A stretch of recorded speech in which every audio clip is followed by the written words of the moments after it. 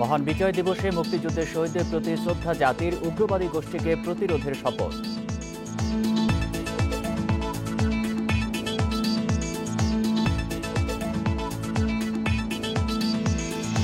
দেশে সব ধর্মের মানুষের সমান সুযোগ রয়েছে, আওয়ামী লীগের বিজয় দিবসের আলোচনা সভায় প্রধানমন্ত্রী।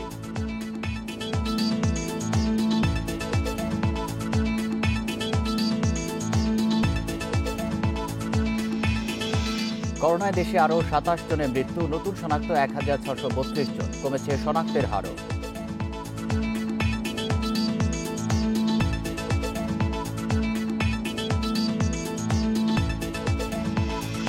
শেখ হাসিনা নরেন্দ্র মোদীর ভার্চুয়াল বৈঠককাল, পানি বন্টন, সীমান্ত হত্যা বন্ধে জোর দেবে ঢাকা।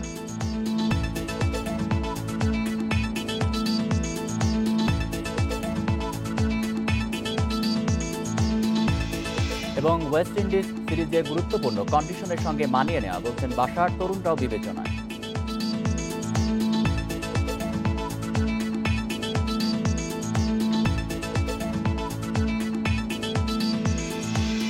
স্বাগত ইন্ডিপেন্ডেন্ট সংবাদে, আপনাদের সাথে আছি আমি আলী আশরাফ। শুনছিলেন শিরোনাম, এবার বিস্তারিত। স্বতঃস্ফূর্ত আবেগ আর ভালোবাসায় মহান বিজয় দিবসে মুক্তিযুদ্ধের বীর শহীদদের শ্রদ্ধা জানিয়েছে জাতি। ভোরে সাভারে জাতীয় স্মৃতিসৌধে রাষ্ট্রপতি মোহাম্মদ আব্দুল হামিদ ও প্রধানমন্ত্রী শেখ হাসিনার পক্ষ থেকে শ্রদ্ধা জানান তাদের সামরিক সচিবরা। পরে সেখানে শ্রদ্ধা জানান বিভিন্ন সামাজিক, রাজনৈতিক, সাংস্কৃতিক সংগঠনের নেতাকর্মীরা সহ সর্বস্তরের মানুষ। স্বাধীনতার আদর্শ বিরোধী উগ্রবাদী গোষ্ঠীকে কঠোরভাবে প্রতিহতের শপথে বলীয়ান হন হাজারো মানুষ। বিজয়ের ৪৯ বছর পেরিয়েছে দেশ। প্রচণ্ড অহংকারের দিন বাঙালির বিজয় দিবস। এই দিনে বাঁধ ভাঙা উল্লাসে মেতে ওঠার কথা থাকলেও করোনা মহামারীর কারণে এবারের বিজয় দিবসের প্রেক্ষাপট ভিন্ন। স্বাভাবিক নিয়মের ব্যত্যয় ঘটিয়ে এবার রাষ্ট্রপতি ও প্রধানমন্ত্রী নিজেরা সাভার স্মৃতিসৌধে যাননি। তাদের পক্ষ থেকে জাতির শ্রেষ্ঠ সন্তানদের শ্রদ্ধা জানান সামরিক সচিবরা। প্রথা অনুযায়ী ভোর ৬টা ৩৪ আনুষ্ঠানিকতার মধ্য দিয়ে শুরু হয় উদযাপন। প্রথমে রাষ্ট্রপতির পক্ষ থেকে শ্রদ্ধা জানানো হয়, পরে শ্রদ্ধা জানানো হয় প্রধানমন্ত্রীর পক্ষ থেকে। পুষ্পস্তবক অর্পণ শেষে বীর শহীদদের স্মরণে কিছুক্ষণ নীরবে দাঁড়িয়ে থাকেন সচিবরা। এ সময় মন্ত্রিপরিষদ সদস্য, সংসদ সদস্য ও ৩ বাহিনীর প্রধানরা উপস্থিত ছিলেন। জাতীয় সংসদের স্পিকারের পক্ষে শ্রদ্ধা নিবেদনের পর শুরু হয় বিভিন্ন প্রতিষ্ঠান ও সংগঠনের পক্ষ থেকে শ্রদ্ধা নিবেদন। আসতে থাকে নানা শ্রেণী পেশার বিভিন্ন বয়সী মানুষের ঢল। ফুলে ফুলে ছেয়ে যায় স্মৃতিসৌধের বেদি। পরে শ্রদ্ধা নিবেদন করতে ওবায়দুল কাদেরের নেতৃত্বে আসে আওয়ামী লীগ। গণমাধ্যমের সঙ্গে কথা বলে তুলে ধরেন দলের এবারের বিজয় দিবসের ভাবনা। সাম্প্রদায়িকতার যে বীজ বৃক্ষ ডালপালা বিস্তার করেছে, সাম্প্রদায়িক সেই বীজ বৃক্ষকে আমরা সমূলে উৎপাটিত করব। এর কিছু সময় পরেই মির্জা ফখরুল ইসলাম আলমগীরের নেতৃত্বে আসে বিএনপি। শ্রদ্ধা জানিয়ে গণমাধ্যমের মুখোমুখি হন দলের মহাসচিব। জাতি ঝাঁপিয়ে পড়েছিল, আজকে সেই চেতনা, গণতন্ত্রের চেতনা সম্পূর্ণভাবে বিলুণ্ঠিত হয়েছে। ৪৯তম বিজয় দিবসে নাগরিক সমাজের কথা উঠে আসে ঢাকা বিশ্ববিদ্যালয়ের উপাচার্যের কথায়। ধর্মের অপব্যাখ্যা দিয়ে যেভাবে বিদ্বেষ তৈরি করার প্রয়াস নিয়েছিল, সেগুলো একেবারেই অসৎ উদ্দেশ্যে সেগুলো সম্পাদিত। বেলা বাড়ার সঙ্গে সঙ্গে করোনাকে উপেক্ষা করে আবাল বৃদ্ধ বনিতার উপস্থিতিতে মুখর হয়ে ওঠে স্মৃতিসৌধ প্রাঙ্গণ। শতমত ও শতপথের যে গণমানুষের স্রোত আজ জাতীয় স্মৃতিসৌধে এসে মিশেছে, তার কণ্ঠে মোটা দাগে একটি কথাই অনুরণিত হয়েছে, আর তা হলো রক্ত দিয়ে কেনা স্বাধীনতার এদেশে ধর্ম, ব্যবসা ও উগ্রবাদের ঠাঁই নেই। কাজেই অশুভ গোষ্ঠী যদি মাথাচাড়া দিতে চায়, প্রতিহত করতে হবে সর্বতোভাবে। বিজয়কে সমুন্নত রাখতে হবে স্বমহিমায়। শাহাদাত স্বপন, ইন্ডিপেন্ডেন্ট নিউজ, জাতীয় স্মৃতিসৌধ, সাভার, ঢাকা। সাভার জাতীয় স্মৃতিসৌধে সর্বস্তরের মানুষের ঢল নেমেছে। করোনা সংক্রমণের ঝুঁকি উপেক্ষা করেই দলে দলে মানুষ এসেছে শহীদদের প্রতি শ্রদ্ধা জানাতে। আগতদের সবারই কণ্ঠে ছিল দুর্নীতিমুক্ত ও অসাম্প্রদায়িক বাংলাদেশ গড়ার অঙ্গীকার। হাতে জাতীয় পতাকা আর মুখে জয় বাংলা স্লোগান। বিজয়ের ৪৯তম বার্ষিকীতে জাতীয় স্মৃতিসৌধ চত্বর যেন হয়ে ওঠে এক টুকরো বাংলাদেশ। একদিকে করোনা মহামারী, অন্যদিকে শীত, সবকিছুই উপেক্ষিত হয় দেশপ্রেমের কাছে। অনেক স্বপ্ন আমাদের পূরণ হয়েছে, আরও যেন বাস্তবায়ন হয় সেজন্য কিছু নীতি নির্ধারণের জায়গাটা যদি স্ট্রং হয় সেক্ষেত্রে এটা আরও তাড়াতাড়ি হবে। অনেক ভালো লাগছে এইখানে আসার পরে। আমি কি বলবো, বুঝাইতে পারতেছি যে আমরা বাঙালি, বঙ্গবন্ধু শেখ মুজিবুর রহমান আমাদের জন্য যেটা করে গেছে এটা আমরা কখনো ভুলতে পারবো না। রাজনৈতিক দলগুলোর শ্রদ্ধা জানানো শেষে বিভিন্ন সামাজিক ও সাংস্কৃতিক সংগঠনের পদচারণায় মুখর হয়ে ওঠে স্মৃতিসৌধ প্রাঙ্গণ। এক চেতনায় মিলিত হন শিক্ষক, সাংবাদিক, সংস্কৃতিকর্মী ও সাধারণ মানুষ। সাধারণ মানুষকে মৌলবাদী চক্র তাদের ভুল যে মেসেজ, সেই মেসেজটা দিয়ে আসলে বিভ্রান্ত করার চেষ্টা করছে। তাদের কৃষকদের অক্লান্ত পরিশ্রম, শ্রমিকদের পরিশ্রমের ভেতর দিয়েই কিন্তু বাংলাদেশের অর্থনীতির উন্নয়নটা ঘটেছে। ফলে এই উন্নয়নটাকে ধরে রাখতে হলে তাদের শ্রমের মূল্যায়নটা করতে হবে, কৃষকদের ফসলের ন্যায্য অধিকারটা দিতে হবে। বিজয় দিবসে সবার প্রত্যাশা হানাহানি মুক্ত, গণতান্ত্রিক ও অসাম্প্রদায়িক বাংলাদেশ। Biprajit Chanda, Independent News, Dhaka. করোনার দ্বিতীয় ধাক্কার মধ্যেও বিজয় দিবসের আনন্দ ভাগাভাগি আর ঘোরাঘুরিতে রাজধানীর মানিক মিয়া অ্যাভিনিউয়ে এসেছেন অনেক মানুষ। এ নিয়ে আরও জানাতে সরাসরি যোগ দিয়েছেন সহকর্মী আফরোজা খাতুন। আফরোজা, মানিক মিয়া অ্যাভিনিউতে মানুষের উপস্থিতি কেমন দেখছেন, আর বিজয় দিবসের কোনো আয়োজন সেখানে রয়েছে কিনা?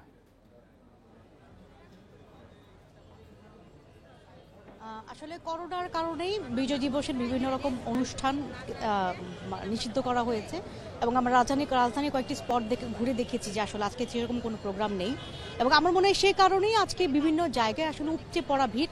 আমরা যদি একটু পেছনে দেখাতে চাই, সংসদ ভবনের সামনের যে রাস্তাটা, সংসদ ভবন যেহেতু আজকে লাইট আলোকসজ্জায় এবং সজ্জিত, বর্ণিক আলোকসজ্জায় সজ্জিত হয়ে আছে, সেটা দেখতেই হয়তো বিভিন্ন আশেপাশের এলাকা থেকে প্রচুর মানুষ এসেছে, তারা দেখছে এবং ভিড়টা আসলে অনেক বেশি আমি বলবো, কারণ সাধারণত আমরা বিভিন্ন ছুটির দিনগুলিতে, বিশেষ দিবসগুলিতে আমরা এমনিতেও প্রচুর মানুষ দেখি যারা বেড়াতে আসেন, কিন্তু আজকের ভিড়টা আমার মনে হচ্ছে যে বিভিন্ন রকম অনুষ্ঠান আজকে হচ্ছে না বলেই আসলে এরকম সুন্দর জায়গাগুলিতে যেখানে আলোকসজ্জা বর্ণিত আছে সেসব জায়গাগুলিতে মানুষের ভিড়টা বেশি।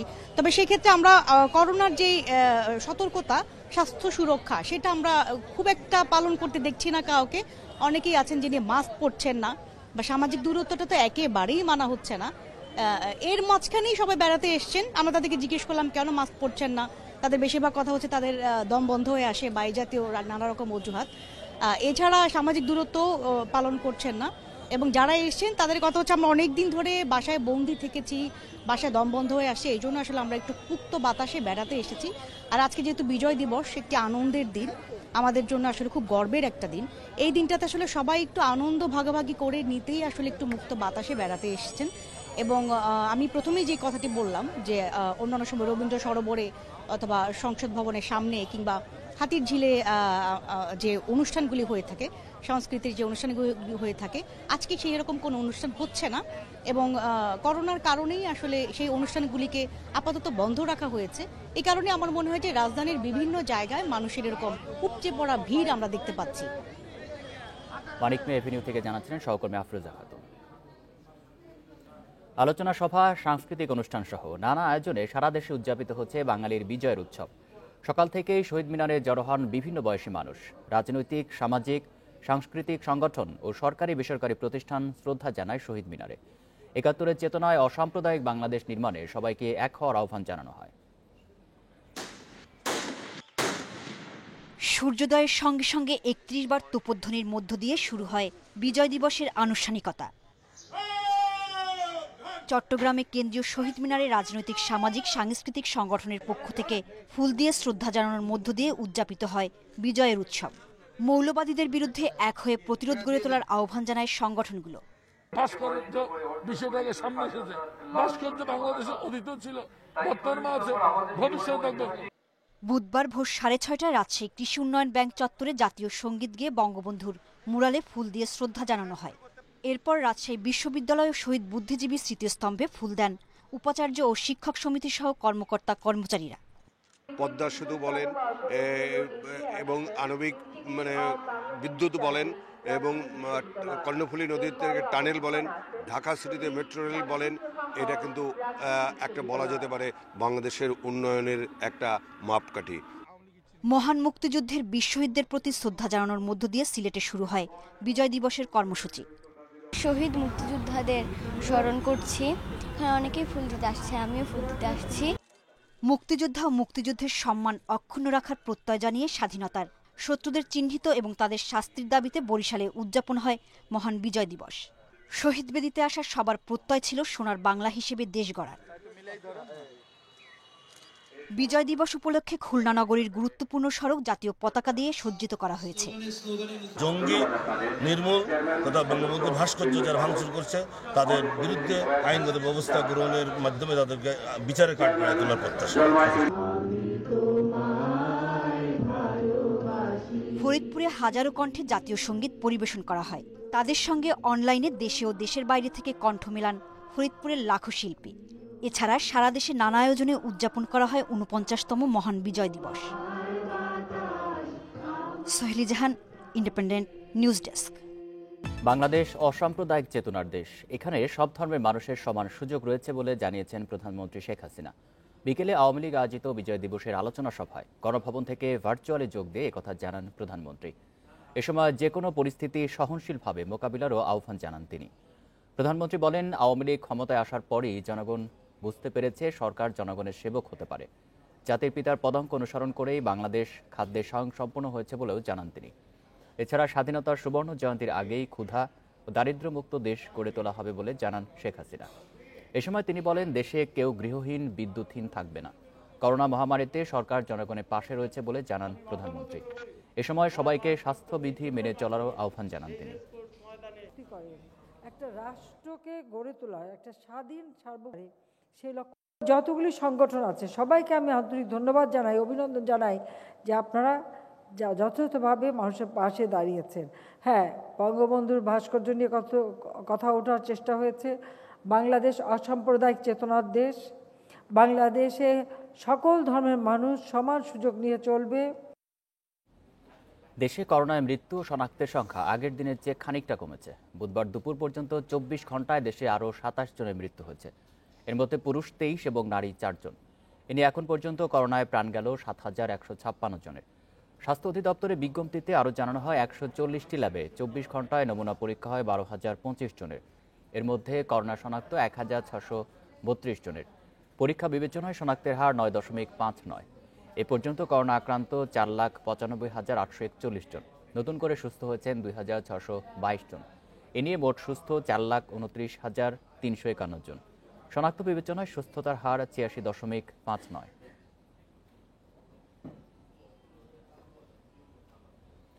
স্বাস্থ্যমন্ত্রী জাহিদ মালেক জানিয়েছেন, সবকিছু ঠিক থাকলে আগামী বছরের জানুয়ারির শেষ দিকে করোনা ভাইরাসের ভ্যাকসিন পাবে বাংলাদেশ।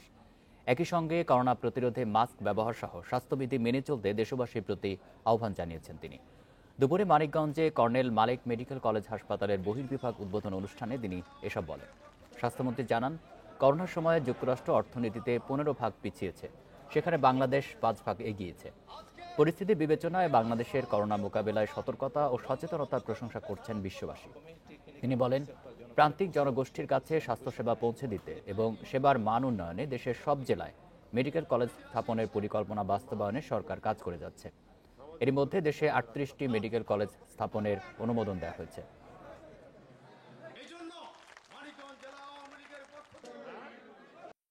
WHO অথবা FDA অথবা UK এর অ্যাপ্রুভাল আমরা পেয়ে যাই, ওষুধ প্রশাসনের অনুমোদন আমরা পেয়ে যাই। ইনশাল্লাহ আমরা জানুয়ারির শেষে আমরা আশা করছি, যদি খুব বেশি দেরিও হয় তাহলে পরে ফেব্রুয়ারিতে যেতে পারে। আমরা আশা করব জানুয়ারির মধ্যেই শেষের দিকে ইনশাল্লাহ আমরা ভ্যাকসিন বাংলাদেশে নিয়ে আসতে পারবো। আমাদের মানুষ কাল ভার্চুয়াল বৈঠকে বসছেন প্রধানমন্ত্রী শেখ হাসিনা ও ভারতের প্রধানমন্ত্রী নরেন্দ্র মোদী। এতে ঢাকার পক্ষ থেকে প্রাধান্য দেওয়া হবে পানি বন্টন, সীমান্ত হত্যা বন্ধ সহ বড় ইস্যুগুলো। তবে দিল্লির আগ্রহ কোভিড পরবর্তী পরিস্থিতি একসাথে মোকাবিলা করা। পররাষ্ট্রমন্ত্রী এ কে আব্দুল মোমেন জানান, এর বাইরেও দ্বিপাক্ষিক 4টি সমঝোতা চুক্তি সই হতে পারে এই বৈঠকে। করোনা ভাইরাসের সংক্রমণের কারণে এবার বাংলাদেশ ও ভারতের সরকার প্রধানরা বৈঠকে বসছেন ভার্চুয়াল প্ল্যাটফর্মে। বৈঠক থেকে ভারতীয় ক্রেডিট লাইনের আওতায় শেষ হওয়া বেশ কিছু প্রকল্প উদ্বোধন করবেন প্রধানমন্ত্রী শেখ হাসিনা ও ভারতের প্রধানমন্ত্রী নরেন্দ্র মোদী। এর মধ্যে রয়েছে ৫৫ বছর পর নীলফামারীর চিলাহাটি ও ভারতের কুচবিহারের হলদিবাড়ির মধ্যে রেলপথ চালু। দুই প্রধানমন্ত্রীর উদ্বোধনের পর প্রথমে মালগাড়ি ট্রেন চলাচল শুরু হবে। এরপর মার্চে যাত্রীবাহী ট্রেন চালুর পরিকল্পনা রয়েছে বলেও জানান পররাষ্ট্রমন্ত্রী। মুজিবনগরে এই যে কি বলেন না মেহেরপুরের মুজিবনগরে অপূর্ব স্থাপনা দেখার মতো। আমরা যদি রোডটা খুলে দিই, আমরা এটা রোডের নাম দিতে চাই স্বাধীনতা সড়ক। রোড খুলে দিলে পরে আপনার ভারত থেকেও লোক আসবেন, তারা আসে মুজিবনগর দেখবেন। এই রোডটা আমরা স্বাধীনতা সড়ক 50 বছর পূর্তি উৎসবে চালু করতে চাই। ভারত সরকার রাজি হয়েছে। ভার্চুয়াল বৈঠকে কোভিড পরবর্তী সময় সহযোগিতা আরও জোরদার সহ সীমান্ত শান্তিপূর্ণ ও সুরক্ষিত করা, পানি সমস্যা নিয়ে আলোচনা করতে পারেন দুই প্রধানমন্ত্রী। এছাড়া দুদেশের সীমান্তে হাতি সংরক্ষণ, বঙ্গবন্ধু জাদুঘর প্রতিষ্ঠায় নয়াদিল্লি সহযোগিতা সংক্রান্ত সহ 4টি সমঝোতা চুক্তি সইয়ের কথা রয়েছে। আমাদের যতগুলো বড় বড় ইস্যু, আমাদের পানির সমস্যা, আমাদের এই সীমান্তের যে নিশ্চয়তা, এসবই আমরা সেখানে তুলে ধরব। We have been doing very well এইসব ব্যাপারে। আমাদের আর কিছু যদি সমস্যা থাকে, আমরা বিশ্বাস করি যে আলোচনার মধ্যে আমরা সব সমস্যারই সমাধান করতে পারব। বিশ্লেষকদের ধারণা, এই বৈঠকে করোনা পরিস্থিতি সামলানোর বিষয়টি বেশি প্রাধান্য পাবে। ভ্যাকসিনের বিষয়টা আমার মনে হয় গুরুত্ব পাবে এবং কিভাবে দুটো দেশ প্যান্ডেমিককে সামাল দিবে সেটা গুরুত্ব পাবে বেশি। আমার মনে হয় না এখানে আগে যেই সমস্যাগুলো আছে, এমনকি নাগরিক যে বিষয় এনআরসির এইসব ইত্যাদি, সেগুলো আমার মনে হয় না খুব একটা গুরুত্ব পাবে। বাংলাদেশের স্বাধীনতার 50 বছর উদযাপনে যোগ দিতে আগামী 26 মার্চ ভারতের প্রধানমন্ত্রী নরেন্দ্র মোদীকে ঢাকায় আসার জন্য আমন্ত্রণ জানানো হয়েছে। করোনা পরিস্থিতির উন্নতি হলে তিনি ঢাকায় আসতে পারেন বলে জানিয়েছে নয়াদিল্লি। Nafizuddoula, Independent News, Dhaka. একই বেল্টে থাকছে অস্ত্র, হ্যান্ডকাফ, ওয়্যারলেস, টর্চ ও পানির বোতল। একে বলা হচ্ছে ট্যাকটিক্যাল বেল্ট। এখন থেকে ঢাকা ও চট্টগ্রামে পুলিশের গায়ে এই বেল্ট দেখা যাবে। প্রথম দিনে এই বেল্ট পেয়েছেন 262 জন পুলিশ সদস্য। পর্যায়ক্রমে দেয়া হবে 5000 জনকে। রাজধানীর গুলশান 2 চেকপোস্টে দায়িত্বরত নায়েক মাহবুব রহমান, কাঁধে ভারী বন্দুক, হাতে ওয়াকিটকি। পুরনো এ ব্যবস্থা থেকে বুধবার যুক্ত হয়েছেন ট্যাকটিক্যাল বেল্টে। জানালেন আগের থেকে গতি বাড়বে কাজে। এই অস্ত্রটা অনেক ওজন, সাথে ওয়াকিটকি বা হ্যান্ডকাপ নিয়ে ডিউটি করতে গেলে অনেক কষ্ট হয় এবং এটা বহন করা বা কোনো কিছু করতে গেলে কষ্টকর হয়ে যায় বা কাউকে ধরতে গেলেও কষ্ট হয়। তো এখন যে অস্ত্রটা দিচ্ছে আইজিপি স্যারের উদ্যোগটা ভালো সহজ হবে আমাদের ক্ষেত্রে এবং কর্মস্পৃহা বৃদ্ধি হবে, ওই জনগণ ভালো সেবা পাবে। উন্নত দেশের পুলিশ সদস্যদের মতো কোমরে বেল্টের সঙ্গে যুক্ত হোলস্টার থাকবে উরুতে বাঁধা, তাতে থাকবে ছোট আগ্নেয়াস্ত্র। বিজয় দিবসে ডিএমপির গুলশান ও রমনা বিভাগের 262 জন সদস্যরা এ বেল্ট পরে দায়িত্ব পালন করেছেন। সেই সঙ্গে যুক্ত হয়েছে নতুন টহল গাড়িও।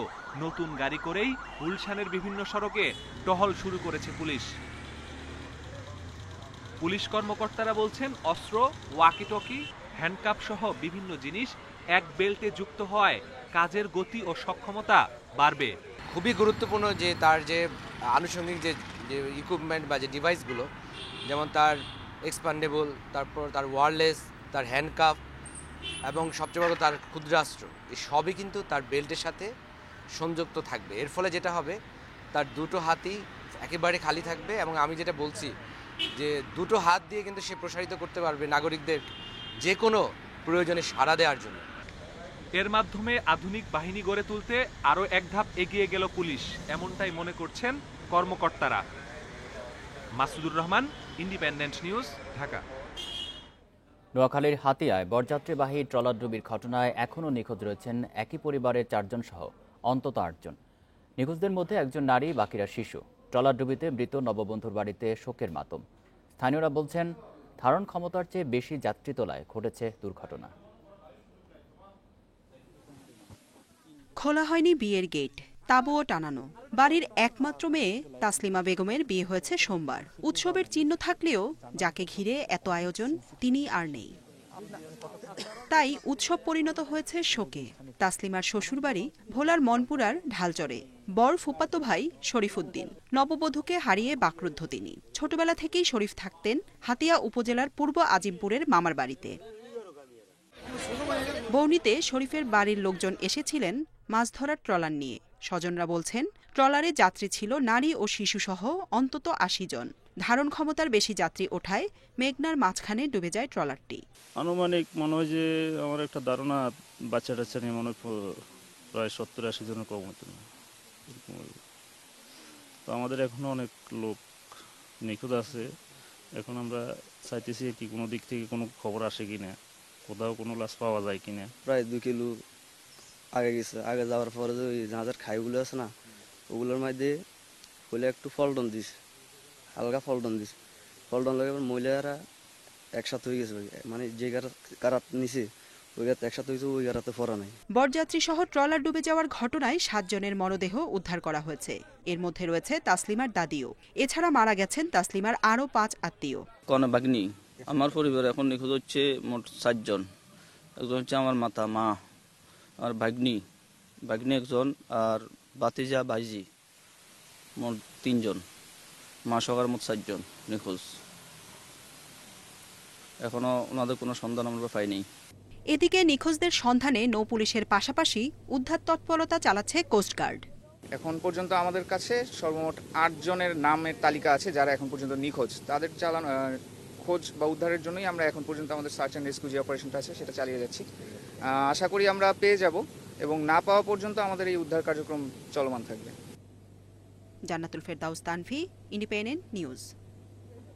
ভারত পাকিস্তানের প্রায় 2 যুগ পর স্বাধীন হয় বাংলাদেশ। যুদ্ধবিধ্বস্ত দেশের অর্থনৈতিক যাত্রা মসৃণ ছিল না তাদের মতো। তবুও অর্থনীতি নানা সূচকে বহু আগেই পেছনে ফেলেছে পাকিস্তানকে।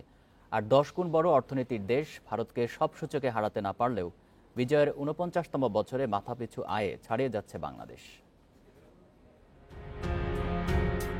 9 মাস যুদ্ধের পর বলতে গেলে কিছুই ছিল না। ধ্বংসস্তূপে পরিণত হয়েছিল রাস্তাঘাট, ঘর বাড়ি, যোগাযোগ ব্যবস্থা। যাত্রার শুরুতে 1972 সালে দেখা দেয় উচ্চ মূল্যস্ফীতি আর খাবারের অভাব। বৈদেশিক ভান্ডারও ছিল শূন্য। সেই বাংলাদেশই এখন বিশ্বের অন্যতম উদীয়মান অর্থনীতির দেশ।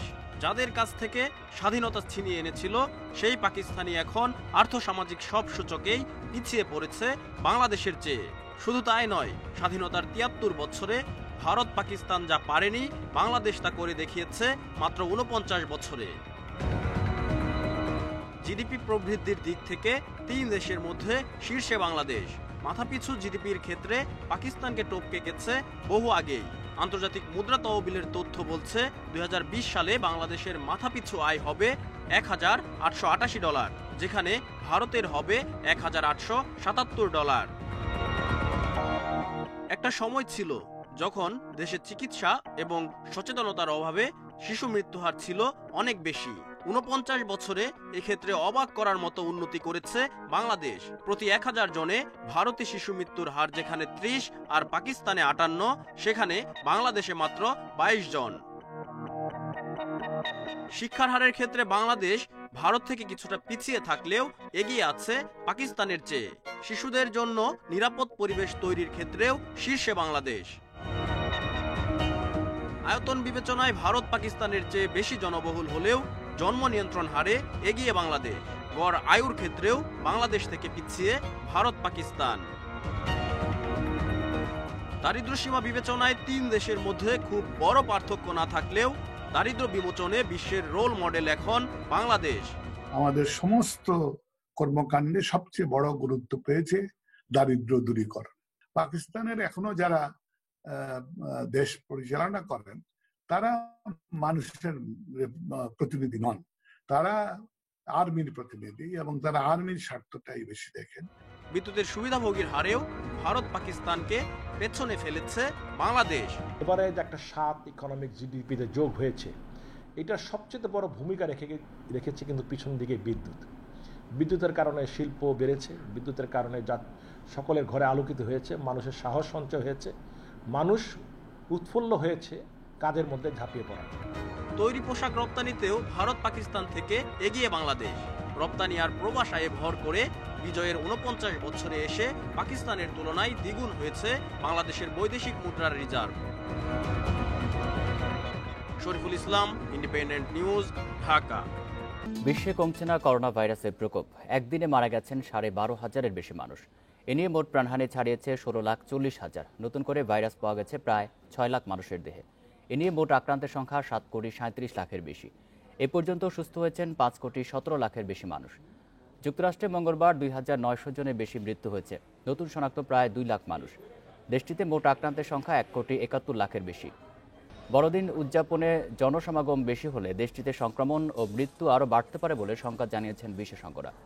এছাড়াও রাশিয়ায় ২৬,০০০, যুক্তরাজ্যে ১৮,০০০, ইতালিতে ১৪,০০০ এবং ফ্রান্সে ১১,০০০ করোনা শনাক্ত হয়েছে। জার্মানিতে ২৪ ঘন্টায় শনাক্ত হয়েছে ২১,০০০ রোগী।